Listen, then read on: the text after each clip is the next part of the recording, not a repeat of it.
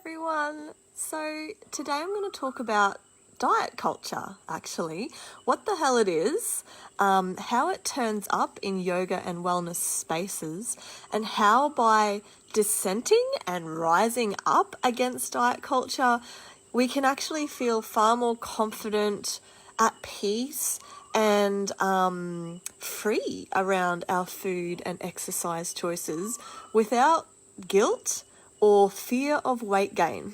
So this is a big one today. In the last few lives, I've talked a fair bit about disordered eating and poor body image in yoga, and in the wellness and fitness communities as well. But why are these issues so rampant in the yoga and wellness worlds? Well, actually, there are growing concerns, really, and big concerns in the world at large. And one of the main attributing factors, I think, is diet culture. So what is diet culture? Diet culture is a pretty complex sociological phenomenon that's rooted in culture, in race, in sex, identity, and capitalism at its heart, I'd say.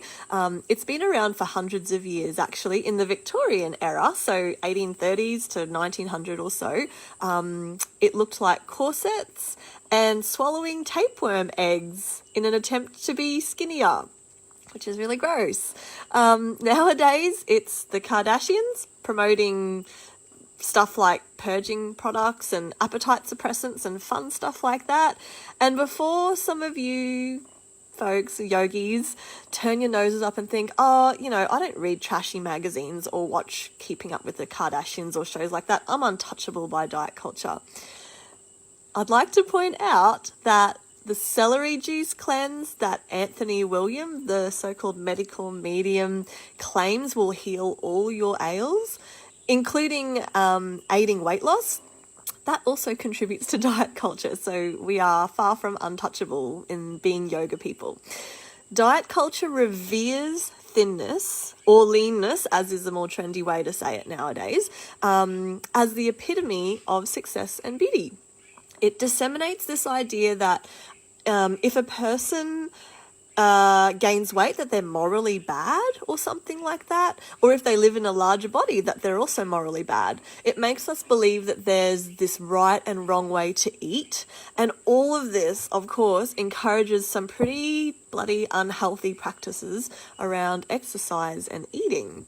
So some examples of diet culture you might recognize are things like fat talk with friends or family, comparing your body or your food or your exercise habits with others, the marketing of foods or thinking about foods as fundamentally good or bad, the idea of food cheat days, which I hate that term. It just incessant gym ads, which you'll see popping up pretty soon, especially around post-Christmas and New Year's, weight loss challenges at gyms or in workplaces, and of course magazines focused on celebrity weight gain and weight loss.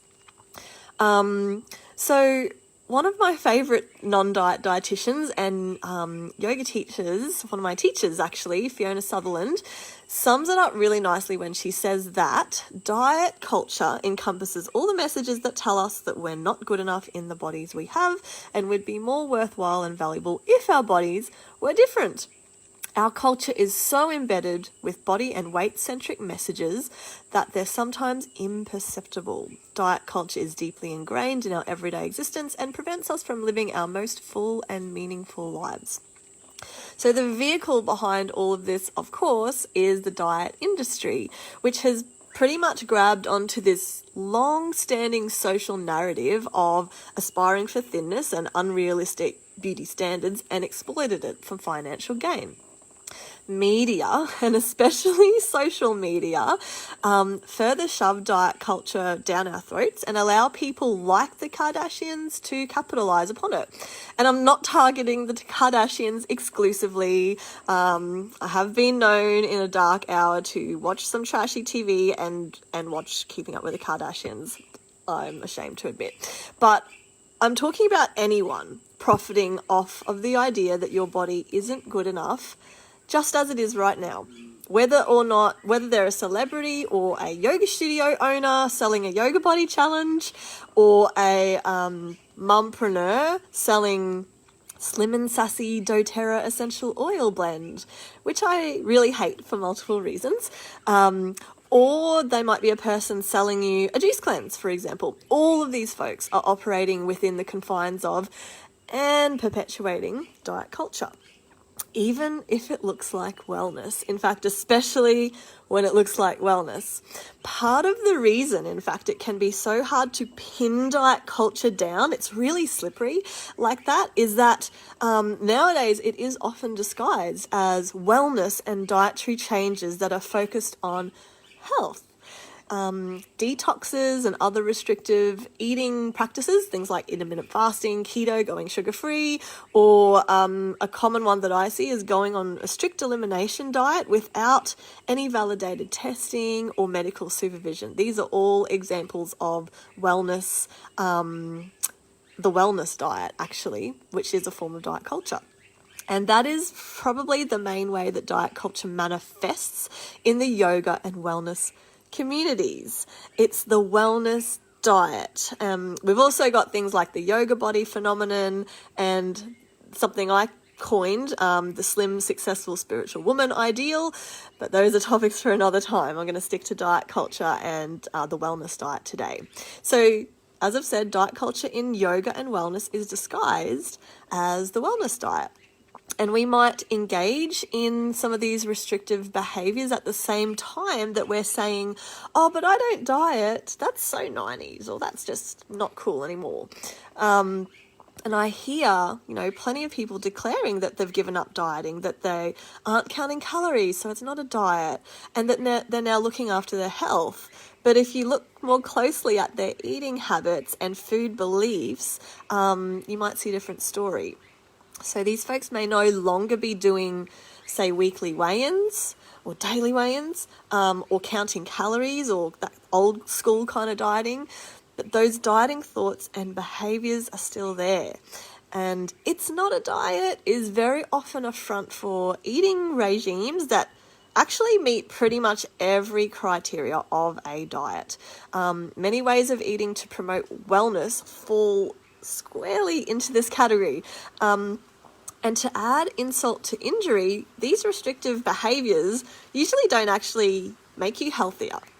Often they literally starve us of vitality, of energy, of life, which is the opposite really of what we want. Christy Harrison, who's another non-diet dietitian, sums it up perfectly when she says this: the wellness diet is my term for the sneaky modern guise of diet culture that's supposedly about wellness, but is actually about performing a rarefied, perfectionistic, discriminatory idea of what health is supposed to look like. It's not just about weight loss, although thinness is an essential part of the wellness diet's supposed picture of health. So is whiteness and youth and physical ability and wealth. So the wellness diet is probably the most insidious form of modern day dieting we are surrounded by. And what makes it so subversive is that it comes under that guise of being health promoting. Us yogis, if you consider yourself a yogi, we are far from being immune to diet culture and the wellness diet. In a strange way, we're actually more susceptible to it, I think. Valuing purity, discipline, and of course health can really lead us down this path of undertaking any number of harmfully strict diets, whether it's just the one-off juice cleanse and then you're like, nah, or that leads into an elimination diet or a candida cleanse, or on and on and on. And this kind of dieting can and often does lead to even more restrictive, restrained, or disordered eating, or even an eating disorder like orthorexia. And that might partly explain why there is a higher incidence of disordered eating in yoga teachers than in the general population. That's a study I've spoken about on previous lives. I've actually written an article about the wellness diet cycle. So what it looks like, symptoms, so how it impacts on your physical body and your mind, and what you might be able to do about it. And I'll link that in the caption after I finish this live. So why do diet culture and the wellness diet suck? What's so bad about wanting to lose weight and look better? Well, you're not bad or stupid or anything like that for desiring weight loss. That's pretty much a symptom of the diet culture that is deeply embedded in our everyday existence, pretty much from the day we're born. But the harm that comes from the pursuit of weight loss is a problem. Because, firstly, diet culture is based on a lie. Because health is not as simple as skinny equals good and fat equals bad. It just simply is not true that if you have enough willpower, the ideal body type is easily within reach. That's just not true. Despite, every single weight loss diet magazine cover and gym ad ever telling you otherwise. In fact, a lot of research has shown that the majority of people, something like 95% of people who lose weight by restrictive dieting will end up regaining it, often plus extra. Diets force you to live off fewer calories than your body actually requires for optimal functioning, which then will slow your metabolism down. It'll make your head really foggy. You'll feel tired. You'll feel bloody cranky and hungry, among other things. And over time, if you diet over and over again, it can start to disconnect you from your body's innate cues for hunger, cues for fullness, appetite, these kinds of really healthy cravings and cues that we get. There's only so long people can diet before they break the diet with a blowout binge. And there are those few, there's that 5% still, right, who are able to keep dieting long term, but frequently that's because the diet has turned into a more serious form of disordered eating or an actual eating disorder, which is really sad. Another reason diet culture sucks is because it's inherently linked to fat phobia or weight bias, which basically means negative attitudes to larger bodies and the irrational fear of being fat or being around fat people.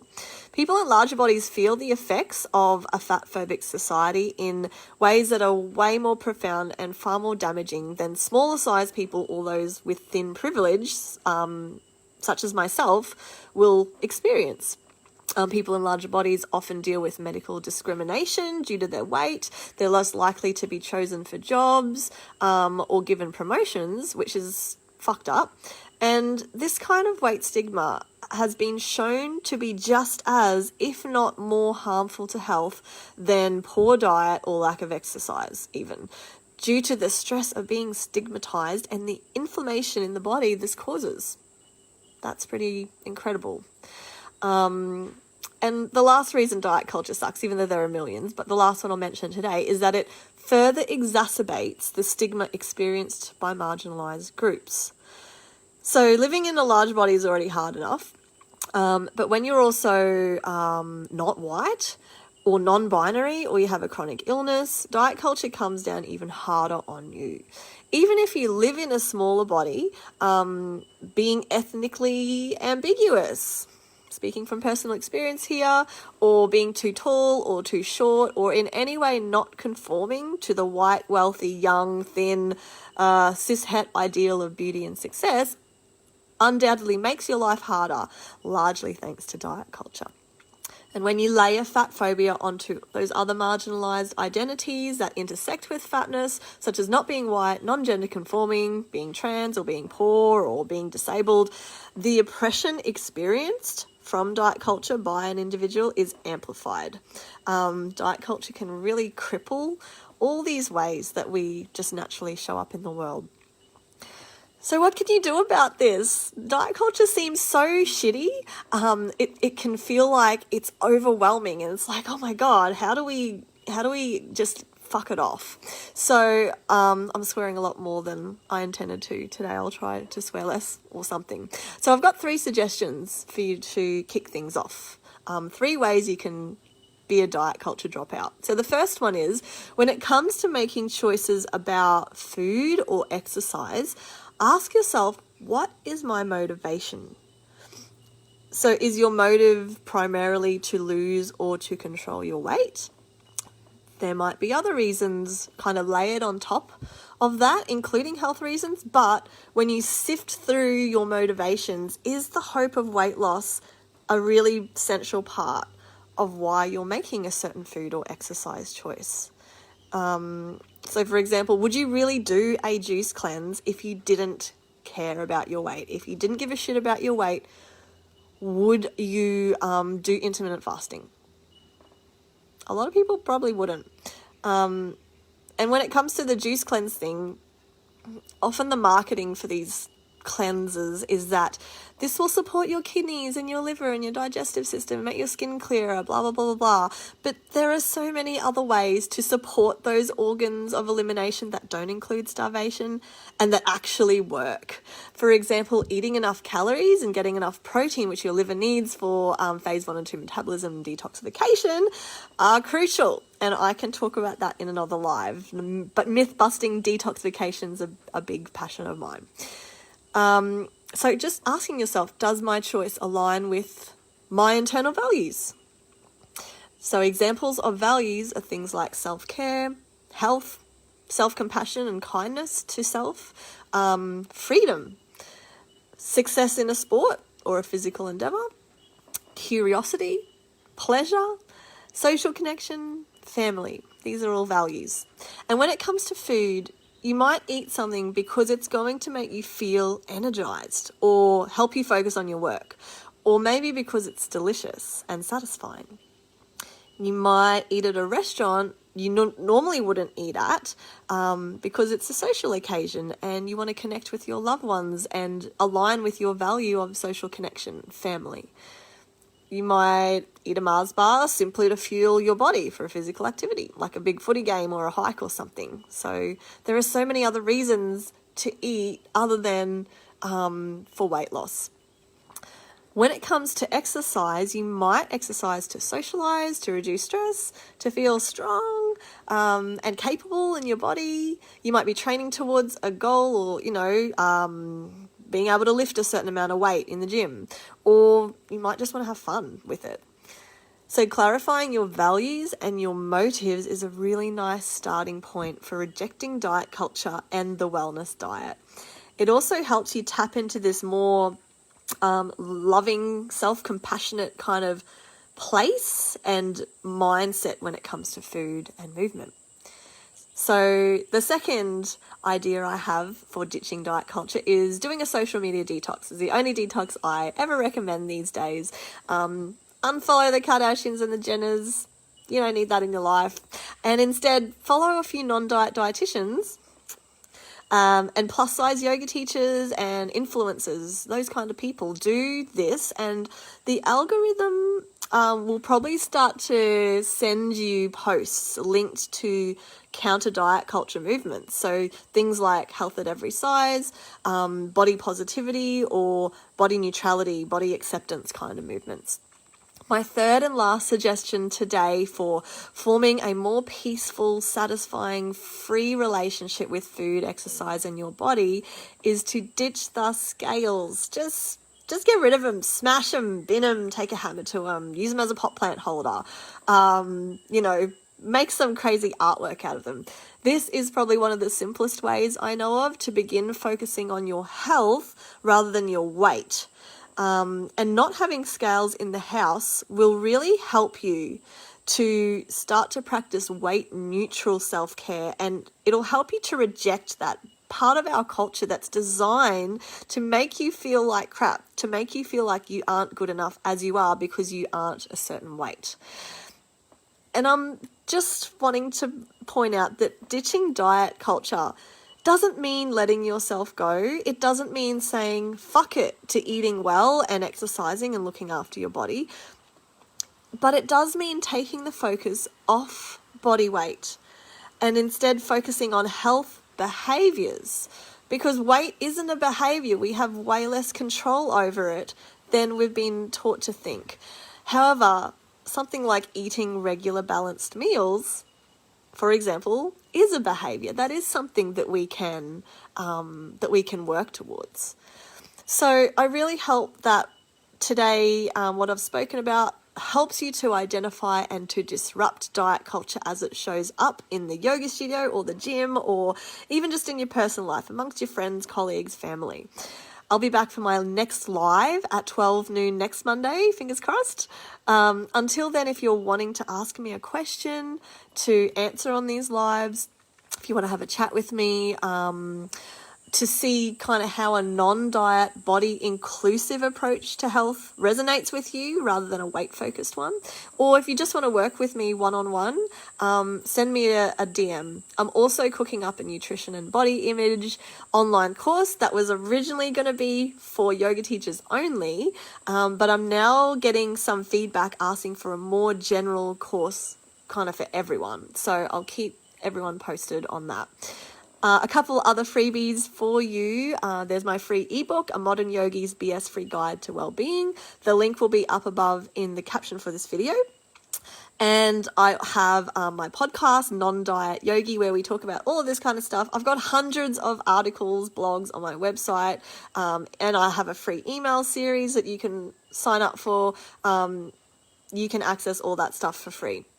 If you have any questions or comments about this topic today, please feel free to pop those in the comment box below. Like or love if you liked or loved. And I hope you have a beautiful, wonderful afternoon or morning or night wherever you are in the world. Thanks, everyone. Bye.